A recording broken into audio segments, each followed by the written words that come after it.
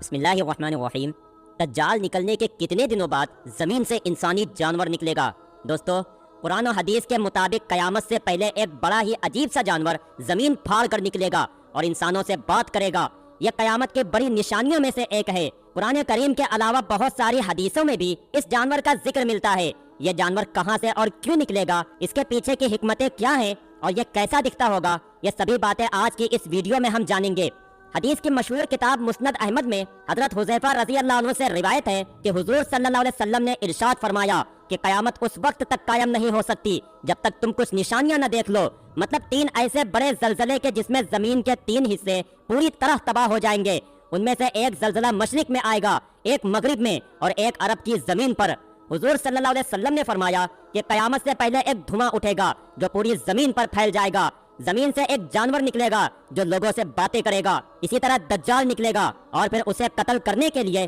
حضرت عیسیٰ علیہ السلام آسمان سے زمین پر نازل ہوں گے۔ سب سے آخر میں سورج مغرب سے نکلے گا کہ جس کے بعد توبہ کا دروازہ بھی بند ہو جائے گا۔ دوستو، قیامت کی ایک بڑی نشانی زمین سے انسانی جانور کا نکلنا ہے۔ قرآن کی سورہ نمل آیت نمبر 82 میں اللہ تعالیٰ فرماتے ہیں کہ جب قیامت کا وعدہ پورا ہونے کا وقت قریب آ جائے گا تو ہم زمین سے ایک عجیب و غریب طرح کا جانور نکالیں گے جو کہ لوگوں سے باتیں کرے گا اور کہے گا کہ اب قیامت قریب آ گئی ہے۔ اور یہ جانور زمین سے اس لیے نکلے گا تاکہ لوگوں کو اللہ کی قدرت پر یقین ہو جائے۔ کچھ روایتوں کے مطابق قیامت سے پہلے جس دن سورج مغرب سے نکلے گا تو اسی دن ایک عجیب و غریب طرح کا جانور مکہ کے مشہور پہاڑ کوہ صفا کو پھاڑ کر باہر آئے گا اور پھر اپنے سر سے مٹی جھاڑتا ہوا کعبہ میں حجر اسود کے پاس آ کر کھڑا ہو جائے گا۔ لوگ اسے دیکھتے ہی بھاگنے لگیں گے، لیکن مومن لوگوں کی ایک جماعت اس جانور کے سامنے ہی کھڑی رہے گی۔ یہ جانور ان لوگوں کے چہروں کو ستاروں کی طرح روشن کر دے گا اور پھر باقی زمین کی طرف دوڑے گا۔ وہ ہر نافرمان کے چہرے پر کفر کا نشان لگا دے گا۔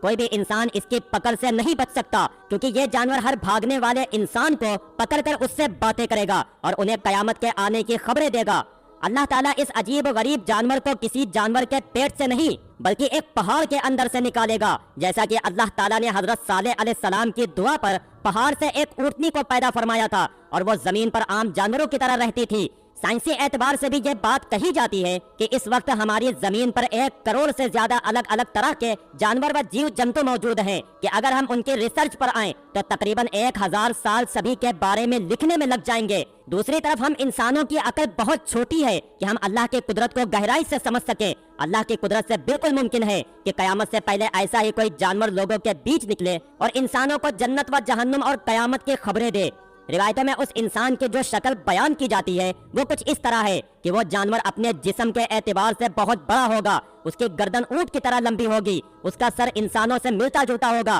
اور وہ انسانوں کی زبان سمجھے گا اور ان سے بات بھی کرے گا، جیسا کہ قرآن کی سورہ نمل میں اللہ نے فرمایا ہے کہ وہ جانور زمین سے نکل کر انسانوں سے بات کرے گا اور انہیں قیامت کی خبریں دے گا۔ اس جانور کے نکلنے کے بعد توبہ کرنے کا کوئی فائدہ نہیں ہوگا، کیونکہ حدیث کے مطابق یہ جانور اس وقت نکلے گا کہ جب سورج مغرب سے طلوع ہو چکا ہوگا اور آدھے آسمان تک آ کر پھر سے واپس لوٹ جائے گا۔ اس کے بعد اگلے دن سے سورج عام دنوں کی طرح مشرق سے ہی نکلنے لگے گا، لیکن حدیث کے مطابق سورج کے مغرب سے نکلنے کے بعد توبہ کا دروازہ بند کر دیا جائے گا اور پھر اللہ تعالیٰ ساری دنیا کو اپنی قدرت دکھانے کے لیے اس جانور کو پہاڑ کی چوٹی سے پیدا کریں گے اور وہ باہر نکل کر سبھی کو قیامت آنے کی خبریں دے گا۔ ایک روایت سے معلوم ہوتا ہے کہ یہ جانور اس وقت نکلے گا کہ جب حضرت عیسیٰ علیہ السلام دنیا میں موجود ہوں گے اور کعبے کا طواف کر رہے ہوں گے۔ تبھی اچانک یہ جانور صفا پہاڑ کو چیر کر باہر آئے گا اور کعبہ کے پاس کھڑے ہو کر تمام مومنوں کے چہروں کو نورانی کر دے گا اور پھر دنیا میں دوڑ دوڑ کر اللہ کی نافرمانی کرنے والوں کو مومنوں سے جدا کر دے گا۔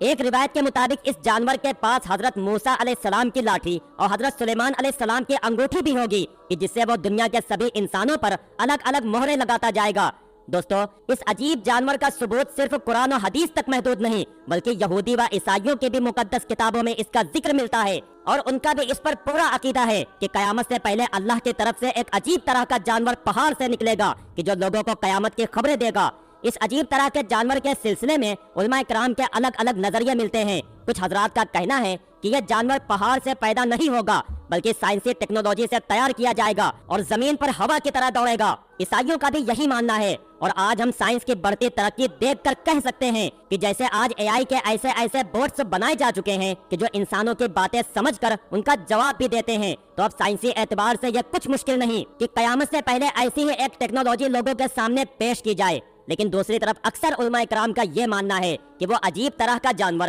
باقاعدہ ایک پہاڑ کے اندر سے نکلے گا کہ جو اللہ کی مخلوق میں سے ایک مخلوق ہوگا اور لوگوں کو قیامت کے آنے کی خبریں دے گا۔ دوستو، اس بارے میں اللہ تعالیٰ ہی بہتر جانتے ہیں کہ آخر وہ جانور کیسا ہوگا۔ ہم انسان اپنی چھوٹی سی عقل دوڑا کر اللہ کی قدرت کو نہیں سمجھ سکتے، لیکن ایک مسلمان ہونے کے ناطے ہم سبھی کو قرآن کی آیتوں پر پورا یقین ہے کہ اللہ کی قدرت سے یہ جانور قیامت سے پہلے نکلے گا اور لوگوں کو قیامت کی خبریں دے گا، کیونکہ ہمارے حضور صلی اللہ علیہ وسلم نے آج سے 1400 سال پہلے جو باتیں بتلائی تھی کہ قیامت سے پہلے ایسے حالات بنیں گے، وہ سب کچھ آج ہم اپنی آنکھوں سے سچ ہوتا دیکھ رہے۔ آج ہمارے حضور صلی اللہ علیہ وسلم کی باتوں کو پورے 1400 سال گزر چکے ہیں، لیکن آج تک کوئی بھی ڈنکے کی چوٹ پر قرآن کی ایک آیت کو بھی جھوٹا ثابت نہ کر پایا، ہمارے حضور صلی اللہ علیہ وسلم کے ایک حدیث کو بھی غلط ثابت نہ کر پایا۔ باتیں کرنے والے تو الگ بیٹھ کر ہزاروں باتیں کرتے ہیں، لیکن جو پڑھے لکھے سمجھدار لوگ ہیں کہ جنہوں نے اسلام کی اچھے سے ریسرچ کی ہے، تو انہیں اس بات کا پورا یقین ہے کہ اسلام ہی ایک سچا مذہب ہے۔ دوستو، مجھے اچھی طرح پتا ہے کہ میری اس ویڈیو کو سننے والے ہزاروں ایسے لوگ بھی ہوں گے کہ جو اسلام مذہب سے تعلق نہیں رکھتے ہوں گے اور انہیں میری یہ ساری باتیں غلط ہی نظر آ رہی ہوں گی۔ میں ان سے ایک ہی بات کہتا ہوں کہ میرے پیارے بھائیوں، آپ تھوڑا سا ریسرچ کریں۔ میں کوئی بھی بات یوں ہی نہیں بولتا، اللہ کے شکر سے مجھے 6 لینگویجز آتی ہے، مجھے سنسکرت لینگویج بھی بہت اچھی طرح آتی ہے۔ میں نے خود ہندو دھرم کی بہت سی کتابوں کو ایک پنڈت جی کی نگرانی میں بہت ڈیپلی پڑھا ہے۔ جو چیزیں مجھے سمجھ میں نہیں آتی تھی، میں اپنے ٹیچر پنڈت جی سے اس کے بارے میں کئی گھنٹوں تک سوال کرتا تھا۔ باقی دوستو، میں نے بائبل کو بھی انگریزی میں پڑھا ہے، یہودیوں کی کتاب توریت و تلمود کو بھی کچھ مطالعہ کیا ہے۔ مجھے ریسرچ کرنے کا بہت شوق ہے۔ میں اسلام کو اس لیے فالو نہیں کرتا کہ میں ایک مسلمان گھرانے میں پیدا ہو گیا ہوں، بلکہ میں اسلام کو اس لیے فالو کرتا ہوں کہ قرآن کے 4 پارے میں اللہ کا حکم ہے کہ تم پہلے چیزوں کی تحقیق کیا کرو، بعد میں اس پر یقین کرو۔ اسلام میں اندھ بھکتی سے حد سے زیادہ منع کیا گیا ہے کہ تم بغیر سوچے سمجھے کسی پر بھی بھروسہ کر کے اس کی باتیں مانتے چلے جاؤ۔ دوستو،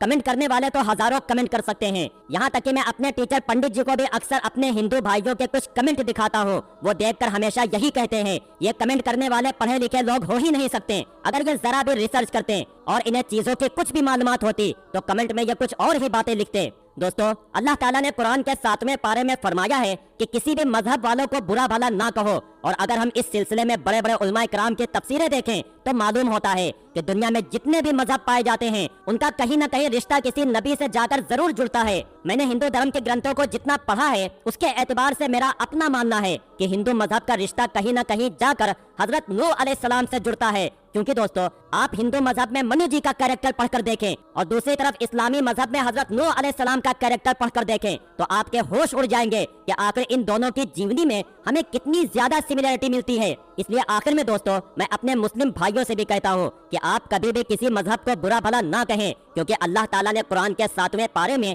اس سے بہت سختی سے منع فرمایا ہے۔ اور اپنے دوسرے مذہب کے بھائیوں سے بھی کہتا ہوں کہ آپ بھی کتابیں پڑھا کریں، ریسرچ کیا کریں، تب آپ کو چیزوں کی صحیح معلومات ہوگی، ورنہ ریسرچ کے بغیر صرف گودی میڈیا کے ذریعے بنایا گیا ذہن آپ کو غلط چیزیں ہی دکھا